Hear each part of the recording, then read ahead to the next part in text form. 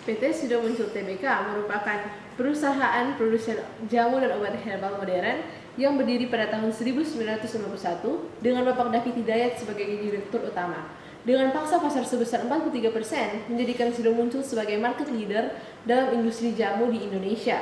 Tolak angin yang merupakan produk unggulan perusahaan menguasai hingga 72% pangsa pasar obat herbal kategori masuk angin di Indonesia. Komposisi pemegang saham Sido yang 77,6% dipegang oleh PT Hotel Candi Baru dan 22,41% dipegang oleh masyarakat. Sido memiliki 3 segmen bisnis, diantaranya jamu herbal dan suplemen, dengan kontribusi terbesar terhadap penjualan, yakni sebesar 66%, kemudian diikuti segmen makanan dan minuman sebesar 31%, dan yang terakhir segmen farmasi sebesar 3% terhadap penjualan. Sido memiliki 4 anak perusahaan, yakni PT Muncul Mekar, PT Semarang Herbal Indoplan, PT Berliku Mulia Pharma, dan Muncul Nigeria Limited. Sido memiliki jaringan distribusi yang luas dan tersebar di seluruh Indonesia dan mancanegara, dengan total 109 distributor, 160.000 outlet, dan 16 negara tujuan ekspor, dengan fokus ke 3 negara utama yakni Filipina, Malaysia, dan Nigeria.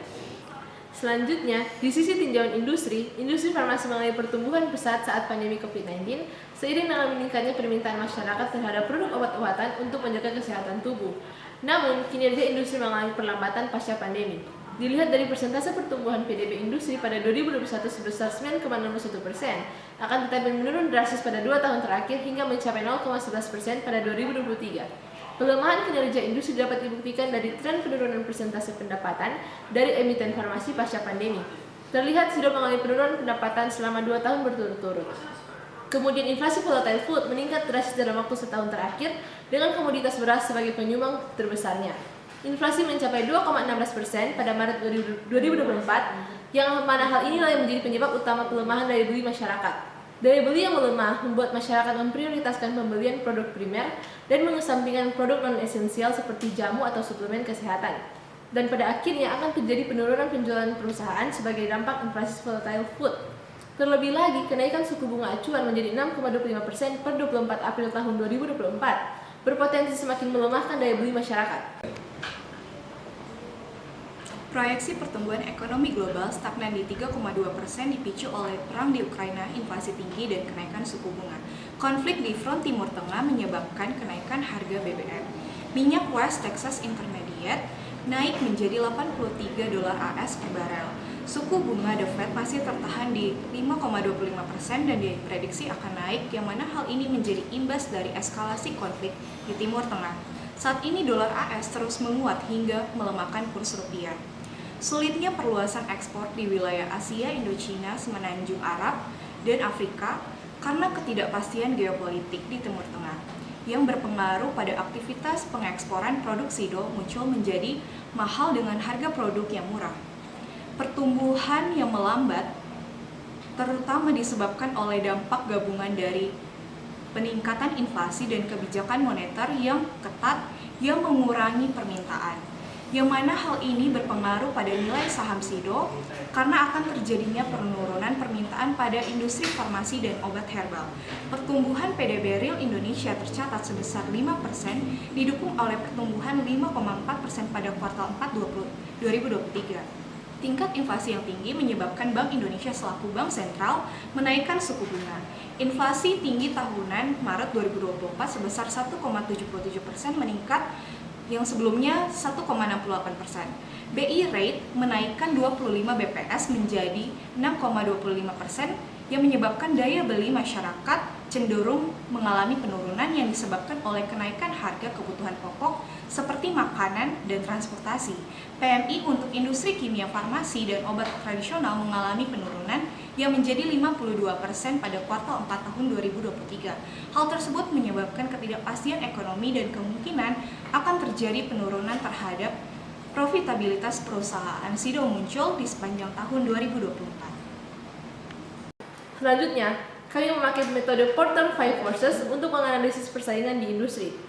Yang pertama, ancaman pendatang baru dinilai sedang. Mereka dapat memasuki industri tapi membutuhkan modal yang besar untuk penyediaan fasilitas produksi dan pengembangan riset. Kemudian, persaingan industri dinilai tinggi karena perusahaan harus bersaing dengan beragam perusahaan yang menciptakan produk serupa, terlebih lagi dengan perusahaan obat-obatan kimia.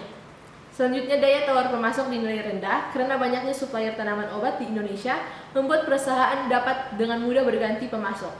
Selanjutnya, daya tawar pembeli dinilai tinggi karena konsumer dihadapkan pada banyak pilihan produk serupa dan harga yang tak jauh berbeda. Yang terakhir, ancaman produk pengganti dinilai tinggi karena terdapat banyak produk sejenis dengan manfaat yang serupa sehingga konsumen dapat berpindah dengan mudah ke produk yang lain. Kesimpulannya, tingginya persaingan di industri ini dapat menurunkan profitabilitas SIDO. Masa-masa COVID-19, SIDO mulai mengalami penurunan penjualan. Di tahun 2022, SIDO mengalami penurunan penjualan sebesar 3,87%, dan di tahun 2023, penjualan SIDO menurun sebanyak 7,70%. Hal ini juga berlaku pada laba bersih mereka, di mana pada tahun 2023, masing-masing mengalami penurunan sebesar 12,39% dan 13,95%. Walaupun mengalami penurunan, SIDO tetap memiliki net profit margin terbesar dibandingkan kompetitornya di angka 26,66% di tahun 2023. Selain pendapatan, SIDO juga mengalami penurunan kas dan secara kas selama 2 tahun ini, dengan penurunan pada tahun 2022 sebesar 14,71% dan di tahun 2023 sebesar 10,7%. Hal ini akibatkan karena selama 2022 dan 2023 SIDO mencetak arus kas yang negatif. Namun kabar baiknya, SIDO memiliki cadangan kas yang banyak sehingga perusahaan masih bisa mempertahankan keuangan mereka dengan baik. Di tahun 2023, perusahaan melakukan penurunan inventaris sebesar 24,73%. Hal ini bisa terjadi dengan adanya inflasi harga pangan yang tinggi dan membuat perusahaan mengambil langkah untuk menjadi lebih konservatif dalam memproduksi produk sehingga perusahaan dapat mengurangi biaya untuk inventaris. Mengingat adanya kondisi yang tidak pasti secara ekonomi. Jika dibandingkan dengan kompetitornya, SIDO memiliki rasio inventory ratio yang lebih baik dibandingkan dengan sebagian besar kompetitornya, yaitu sebesar 3,25 kali, hanya di bawah TSPC di bawah dengan rasio 4,47 kali. Dari analisis yang sudah dilakukan, kami dari Merlin Capital merekomendasikan SIDO untuk Merlin Capital menggunakan metode valuasi DCF dan relative valuation yang masing-masing bobot 50%. Dari metode valuasi yang kami pakai, kami mendapatkan nilai saham SIDO berada di harga 697 per lembar dengan hasil downside hanya sebesar 1,13%. Melalui metode DCF, kami mendapatkan nilai sebesar 758 per lembar. Dalam metode ini, kami mendapatkan terminal nilai sebesar 3% dengan WACC sebesar 6,98%. Melalui analisis sensitivitas, kami mendapatkan bahwa rating buy berada di level 28%, yang ada di buy dan sell berada di level 36%. Selanjutnya, kami melakukan analisis skenario dengan melakukan penyesuaian pertumbuhan penjualan sebesar 8% untuk bull case dan 2,5% untuk bear case. Perhatian utama kami adalah analisis skenario ini adalah adanya kondisi makroekonomi yang sedang dan suatu yang tidak pasti sehingga kami memberikan tingkat pertumbuhan penjualan yang konservatif. Pada metode valuasi relatif, kami mendapatkan rasio EV/EBITDA sebesar 16,93 kali untuk SIDO dengan rata-rata industri sebesar 32,5 kali. Sedangkan untuk PE forward sebesar 25,3 dengan rata-rata industri sebesar 10,6. Sedangkan untuk EV revenue untuk SIDO sebesar 5,8 kali dengan rata-rata industri sebesar 2,1 kali. Dengan tiga valuasi ini, kami mendapatkan bahwa nilai SIDO dengan metode valuasi ini berada di harga Rp635 atau downside sebesar 9,99%. Selanjutnya, terdapat 7 risiko investasi dengan dampak dan mitigasinya masing-masing. Kami meng-highlight beberapa risiko, di antaranya yang pertama, risiko inflasi pangan yang dapat melemahkan daya beli masyarakat dan menurunkan penjualan produk non-esensial seperti jamu. Kemudian risiko yang kedua ialah perubahan iklim yang dapat menyebabkan kelangkaan dan fluktuasi harga bahan baku, gangguan rantai pasok, hingga perubahan preferensi konsumen yang mengakibatkan pergeseran permintaan pasar produk kesehatan. Selanjutnya, risiko pasokan bahan baku akibat perubahan cuaca dan kondisi alam yang tidak menentu. Risiko ini akan berdampak pada kenaikan biaya produksi dan operasional perusahaan hingga keberlangsungan proses produksi.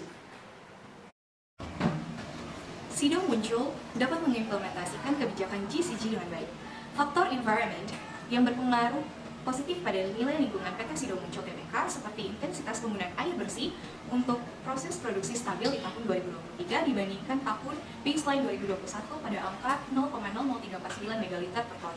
Emisi GRK untuk proses produksi dan fasilitas pendukung sebesar 2.674 ton CO2 di tahun 2003 turun 83% dibandingkan tahun 2021. Faktor sosial SIDO muncul melakukan observasi dan FGD untuk menjalankan program CSR dengan inisiatif karitatif seperti menangani kelompok rentan melalui inisiatif operasi katarak, operasi bibir sumbing, bantuan untuk penanganan stunting, dan upaya bantuan bencana seluruh Indonesia.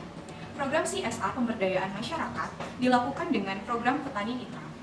Pada faktor government, SIDO muncul memiliki berbagai pedoman tata kelola berkelanjutan yaitu seperti Code of Conduct, DOC and DOD Manual, kebijakan anti suap dan korupsi, sistem pelaporan pelanggaran whistleblowing, hingga memiliki SOP yang baik.